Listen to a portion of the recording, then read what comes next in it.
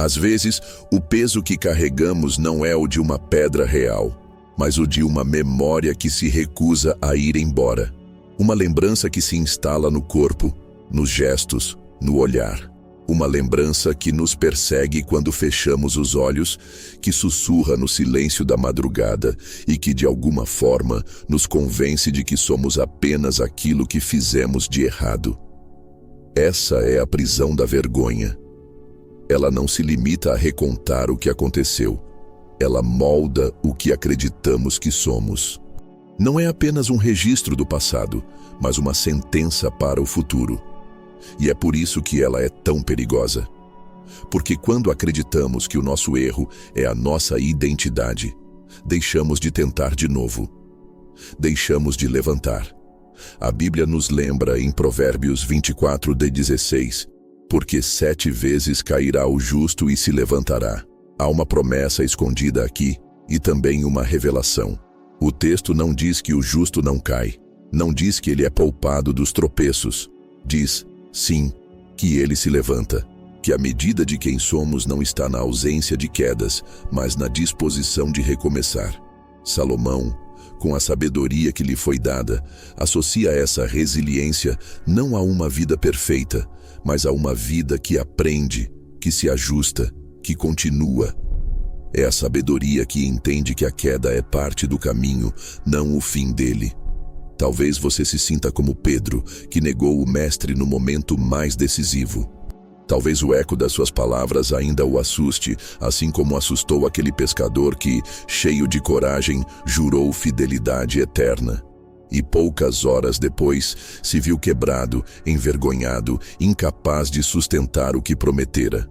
Mas olhe para Paulo, o perseguidor implacável que se transformou no apóstolo apaixonado.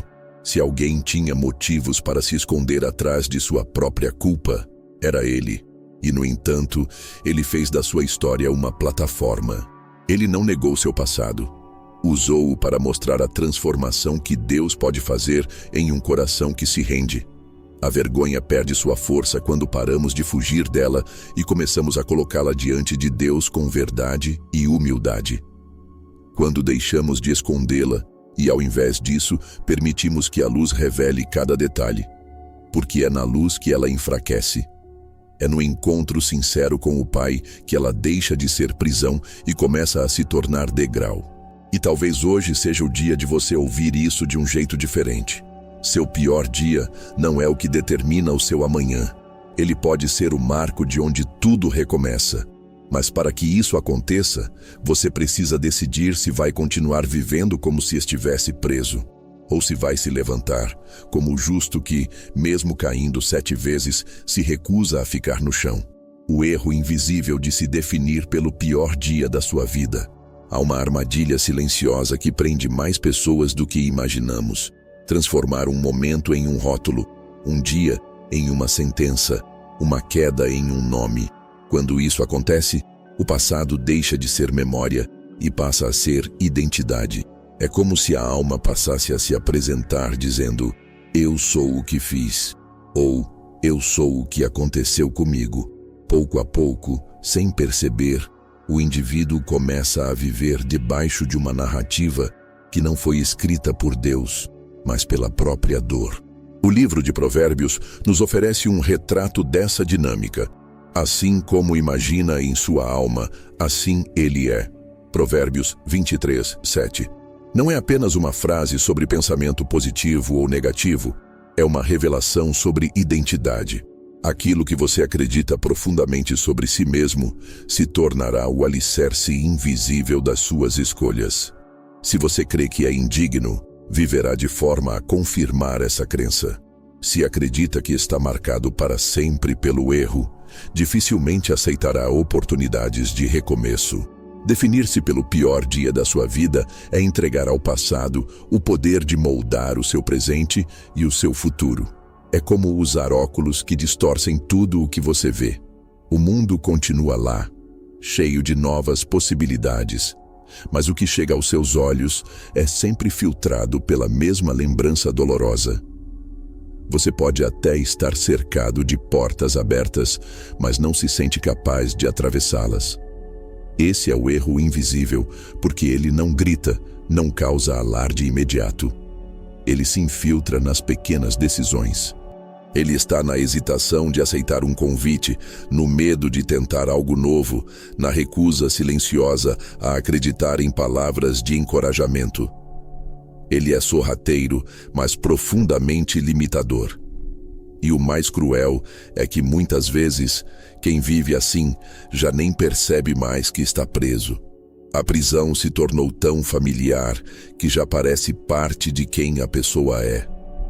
A verdade é que a sua história não se resume a um capítulo ruim. A Bíblia está cheia de homens e mulheres que tiveram dias de vergonha e fracasso, mas que não permitiram que esses dias escrevessem a última página. A diferença não estava na gravidade do erro, mas na disposição de aceitar uma nova definição para si mesmos, uma definição vinda de Deus, não das circunstâncias. Se você vive hoje carregando um nome que não foi Deus quem lhe deu, talvez seja a hora de confrontar essa voz interna. Porque o erro pode ter feito parte da sua jornada, mas ele não é o destino que Deus preparou para você. A revelação esquecida. Deus usa quedas para ensinar caminhos que vitórias não ensinariam. Há lições que o triunfo jamais poderá nos dar. Há profundidades do coração humano e da sabedoria de Deus que só se revelam no vale, quando o chão parece ter sido retirado debaixo dos nossos pés. É por isso que o autor de Eclesiastes declara algo que à primeira vista parece estranho. Melhor é a mágoa do que o riso, porque com a tristeza do rosto se faz melhor o coração. Eclesiastes 7:3. Ele não glorifica a dor, mas reconhece que há um trabalho silencioso e profundo acontecendo quando as lágrimas caem. A tristeza, quando entregue a Deus, não é destrutiva, é lapidadora. Ela remove as ilusões sobre quem somos e sobre o controle que acreditávamos ter. Ela nos confronta com a fragilidade que preferíamos ignorar. E, no entanto, é exatamente nesse estado de vulnerabilidade que o coração se torna mais maleável, mais receptivo às mãos do oleiro. Pense em José. A narrativa de sua vida, se vista apenas pela lente dos fatos, é marcada por traição, injustiça e silêncio. Vendido pelos irmãos, acusado injustamente, esquecido por aqueles que prometiam ajudá-lo. Mas foi no cárcere, e não no palácio, que José amadureceu para governar. Foi atrás das grades que ele aprendeu a interpretar não apenas sonhos, mas pessoas. Que ele descobriu a paciência que um líder precisa ter, a sensibilidade que um governante deve cultivar, a fé que um servo de Deus carrega, mesmo quando as portas parecem fechadas para sempre. Se José tivesse sido levado diretamente à posição de liderança, sem passar pelo poço e pela prisão, talvez tivesse governado com a arrogância de quem ainda não conhece os limites do próprio coração. Mas Deus sabia que o trono precisava de um homem moldado pela dor, porque esse homem não governaria para si mesmo, mas para um propósito maior. Assim também é conosco. Muitas vezes, interpretamos as quedas como interrupções, quando, na verdade, elas podem ser a sala de aula mais valiosa que já pisamos. É onde aprendemos sobre nós, sobre Deus, sobre os outros. É onde as máscaras caem e a verdade se torna inevitável. E por mais paradoxal que pareça, é também onde a esperança começa a nascer de novo, não como um entusiasmo ingênuo, mas como uma certeza silenciosa de que Deus ainda escreve a nossa história, mesmo quando o capítulo atual parece escuro demais. Mitos sobre vergonha e arrependimento que mantêm as pessoas presas. Um dos enganos mais profundos que o coração humano pode abraçar é acreditar que, uma vez perdoado por Deus, tudo automaticamente volta a ser como antes, como se a dor interna se dissipasse de imediato. Essa ilusão cria frustração, porque quando a lembrança persiste ou a emoção ainda fere, muitos concluem que o perdão não foi real. Mas o perdão é um ato divino que remove a culpa diante de Deus. Já a cura emocional é um processo humano e espiritual que requer tempo, entrega e transformação interior. Outro mito perigoso é a ideia de que vergonha é sinal de espiritualidade, como se manter-se em constante autopunição fosse prova de arrependimento sincero. Na verdade, esse é um ciclo destrutivo. Arrependimento verdadeiro leva à mudança de direção, não à prisão emocional perpétua. A vergonha, quando alimentada, não fortalece a fé, enfraquece a visão, distorce a identidade e impede que a graça seja plenamente experimentada. O caminho da restauração exige mais do que reconhecer o erro. Ele passa por reconstruir confiança, tanto com Deus quanto com as pessoas. E essa reconstrução não acontece em um dia. É como reerguer uma casa que desabou. Primeiro, limpam-se os escombros. Depois, preparam-se as bases. Por fim, as paredes voltam a se erguer. Da mesma forma, um coração ferido precisa de espaço e de alicerces firmes para voltar a se abrir à vida. A vergonha, por sua vez, é como era que se agarra às paredes da alma. Se não for cortada na raiz, continuará se espalhando. Por isso, não basta arrancar as folhas visíveis. É preciso identificar a raiz e expô-la à luz da verdade de Deus. E essa verdade não nos diminui, mas nos chama pelo nome que Ele nos deu, não pelo que fizemos. É nesse espaço de luz que o arrependimento deixa de ser um peso e se torna um ponto de partida para algo novo. Aqueles que conseguem discernir entre arrependimento genuíno e autopunição aprendem a caminhar livres, porque entendem que Deus não nos chama para viver sob a sombra do erro, mas sob a luz da graça. E graça não é esquecimento forçado, é a presença de Deus nos conduzindo com paciência, enquanto Ele mesmo restaura o que foi quebrado. O segredo contra-intuitivo: confessar e nomear a ferida diante de Deus. Existe algo profundamente libertador em colocar nome naquilo que dói. Não apenas sentir, mas falar. Não apenas chorar, mas dizer. Quando escondemos a ferida, ela se torna um território secreto onde a vergonha se fortalece. Mas quando a trazemos à luz diante de Deus, algo muda. O livro de Provérbios nos lembra: o que encobre as suas transgressões nunca prosperará, mas o que as confessa e deixa alcançará misericórdia. Provérbios 28:13. Não é um simples ato de desabafo, é um posicionamento espiritual. É reconhecer que não podemos curar sozinhos aquilo que nos fere por dentro. Confessar não é reviver a dor para sofrer novamente, mas abrir espaço para que a cura comece. É como tirar um curativo de uma ferida infeccionada. No início, o ar arde, a luz incomoda, mas é só assim que o processo de regeneração se inicia. Quando falamos com Deus com palavras simples, sem máscaras, sem tentativas de justificativa, estamos dizendo: aqui está a verdade, mesmo que ela me envergonhe. Aqui está a minha ferida, mesmo que ela me exponha. Eu não quero mais escondê-la.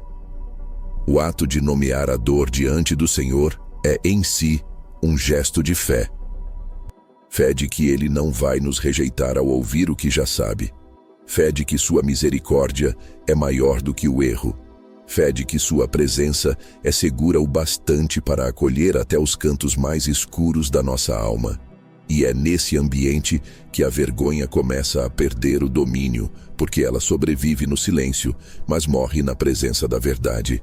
Abrir espaço para a cura e não para a autopunição é entender que Deus não espera que nos punamos para depois nos amar. Ele nos ama primeiro. E é esse amor que nos conduz ao arrependimento que transforma. Ao confessarmos, não estamos apenas admitindo o que fizemos, estamos declarando que não aceitamos mais viver aprisionados pelo peso do que aconteceu. Estamos nos alinhando ao Deus que não apaga a história, mas ressignifica cada capítulo dela. É por isso que, para quem se dispõe a confessar e deixar, a misericórdia não é apenas uma promessa distante.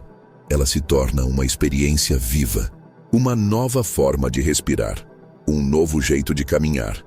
A prova de que, quando Deus toca uma ferida, ela não volta a ser apenas uma cicatriz.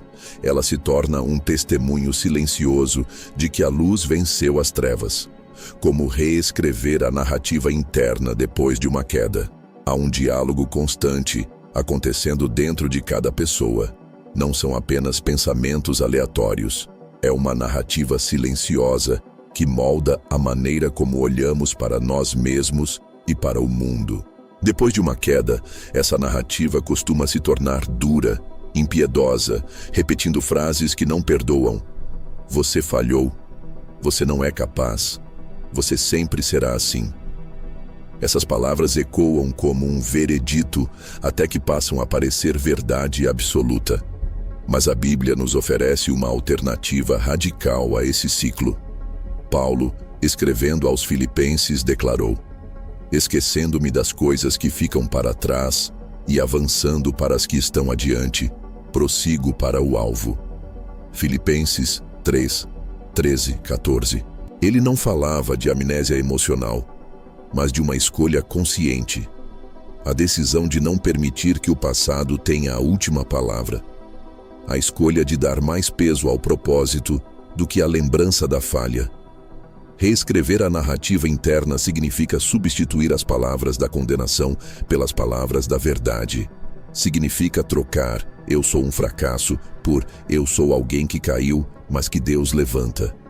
Significa trocar "meu erro me define" por "minha identidade está em Cristo e não no que fiz". É um trabalho paciente e intencional, como quem pinta sobre uma parede marcada. É necessário aplicar camada após camada, até que a nova cor se torne parte da estrutura. Não é um processo rápido.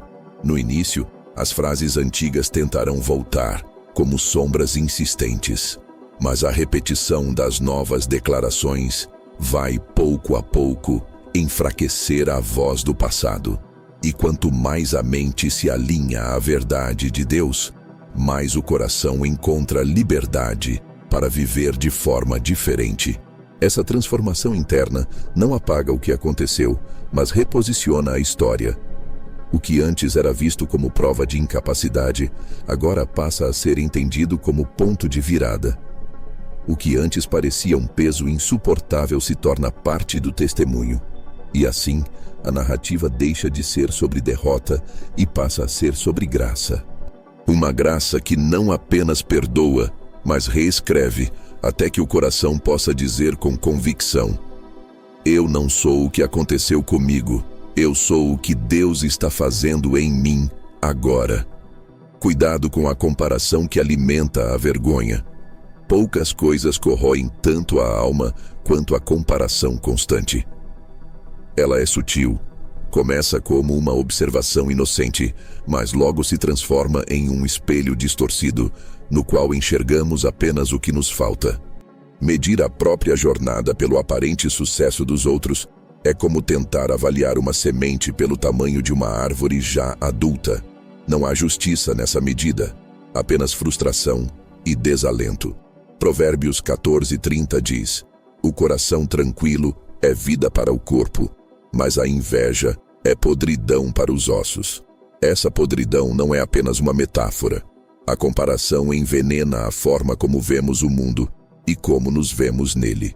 Ela alimenta a vergonha, porque reforça a sensação de que estamos atrasados, de que não somos bons o bastante, de que a nossa história tem menos valor.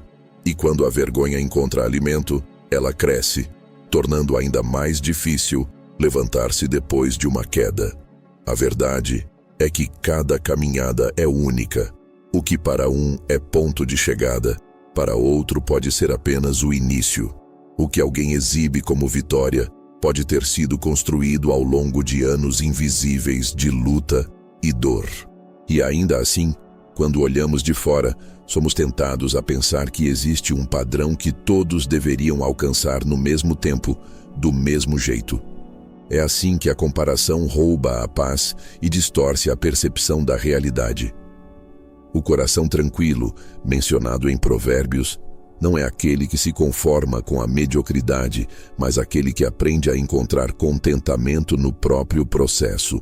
É o coração que entende que a vida não é uma corrida contra os outros, mas um percurso diante de Deus, no qual cada passo tem significado. É o coração que se alegra pelo avanço alheio sem se sentir diminuído por ele, porque sabe que o sucesso do outro não rouba o valor da sua própria jornada. Quando deixamos de olhar para o lado e passamos a olhar para o alto, a vergonha perde um de seus principais aliados. E no lugar da comparação, nasce a gratidão. Uma gratidão que não ignora os desafios, mas reconhece que cada dia, cada recomeço e cada pequena vitória tem um peso eterno diante de Deus. É essa perspectiva que preserva a vida na alma e mantém os ossos firmes, mesmo quando as circunstâncias externas ainda não mudaram. Transformando a vergonha em força testemunhal. A vergonha, quando não resolvida, age como um peso que tenta nos manter no passado. Mas, quando colocada nas mãos de Deus, ela pode se tornar uma das ferramentas mais poderosas para transformar vidas. Isso não significa glorificar o erro ou buscar nele um sentido artificial, mas permitir que a graça que nos alcançou seja compartilhada como prova viva de que a restauração é possível. Paulo é um exemplo incontestável disso. Ele não tentou apagar da memória coletiva o fato de ter sido perseguidor da igreja. Pelo contrário, ele mencionava sua história como parte de sua mensagem. Ele sabia que esconder seu passado não diminuiria a culpa, nem aumentaria a credibilidade. Ao contrário, trazer à luz o que fora curado revelava que a mudança não vinha de esforço próprio, mas de intervenção divina. Sua vida se tornou uma carta aberta para todos que achavam impossível recomeçar. Quando as cicatrizes são expostas não como troféus de orgulho, mas como marcas de um processo de cura, elas passam a falar mais alto do que qualquer argumento. Elas dizem: eu estive lá, eu conheço essa dor, mas sei também que existe um caminho de volta. Essa honestidade cria pontes, aproxima, convida outros a crerem que a transformação que aconteceu em nós também pode acontecer neles. Transformar a vergonha em testemunho não é um ato instantâneo. É fruto de um processo no qual a ferida primeiro precisa ser tratada, cicatrizar e então ser oferecida como parte de uma história maior. Quando isso acontece, a lembrança deixa de nos prender e começa a servir de alavanca para levantar outros. E talvez essa seja uma das formas mais bonitas de redenção. Quando aquilo que um dia nos fez abaixar a cabeça se torna a razão para levantá-la, não por orgulho, mas por gratidão. Porque entendemos que o Deus que nos levantou pode, por meio da nossa história, levantar muitos outros. Prática diária para manter a vergonha no lugar certo, sob os pés. A vergonha não desaparece de forma definitiva apenas porque um dia decidimos entregá-la a Deus. Ela tenta voltar, disfarçada em lembranças repentinas, em comparações silenciosas, em pensamentos que parecem inocentes, mas que carregam veneno. É por isso que lidar com ela exige disciplina diária. Não para dar a ela importância, mas para mantê-la no lugar certo, sob os pés e não sobre os ombros. A meditação constante nas Escrituras é uma das ferramentas mais eficazes para isso. Provérbios e Eclesiastes, por exemplo, são fontes inesgotáveis de realinhamento da mente e do coração. Eles nos lembram que a vida é feita de ciclos, que o justo cai e se levanta, que a sabedoria é mais valiosa que ouro e que o tempo e as circunstâncias não são inimigos, mas parte do processo de Deus. Ao retornar a esses textos, dia após dia, não apenas renovamos o entendimento, mas fortalecemos a convicção de que nossa identidade não está mais ligada ao passado. Outro pilar nessa prática é a oração de reposicionamento. Não apenas pedir perdão, mas pedir alinhamento. É apresentar diante de Deus todos os dias, não apenas as dores, mas também os pensamentos, as intenções e os medos que tentam nos arrastar de volta. É dizer: Senhor, que minha identidade esteja ligada ao teu propósito e não ao meu histórico. que o que eu fiz não determine quem eu sou. Mas essa entrega constante não é sinal de fraqueza, mas de maturidade espiritual. É o reconhecimento de que, sem ele, facilmente voltamos aos velhos caminhos internos. Com o tempo, essa postura diária cria um reflexo. A vergonha pode até tentar bater a porta, mas encontra um coração já acostumado a responder com a verdade. E assim, o peso que antes dominava se torna apenas um lembrete distante, incapaz de impedir o avanço. Manter a vergonha sob os pés não é negar que ela existiu, mas afirmar, todos os dias, que ela não tem mais poder de decidir o rumo da nossa vida. Quando a vergonha se torna degrau, não prisão, a queda não é o fim. Essa é uma verdade que a Bíblia repete e que a experiência confirma, mas que o coração ferido muitas vezes resiste a acreditar. Quando estamos no chão, é fácil pensar que esse é o nosso lugar definitivo. Mas Provérbios 24:16 ainda ecoa, porque 7 vezes cairá o justo e se levantará. É uma promessa e um chamado à ação. Não importa quantas vezes a queda se repita, o que define o final não é o número de tombos, mas a decisão de se levantar novamente. Paulo é um exemplo vivo dessa verdade. Ele não apenas se levantou de um passado marcado por erros profundos, mas transformou sua história em legado. De perseguidor a proclamador, ele nos mostra que o fracasso redimido pode se tornar fonte de impacto para gerações. A vergonha, que poderia tê-lo paralisado, tornou-se combustível para sua missão.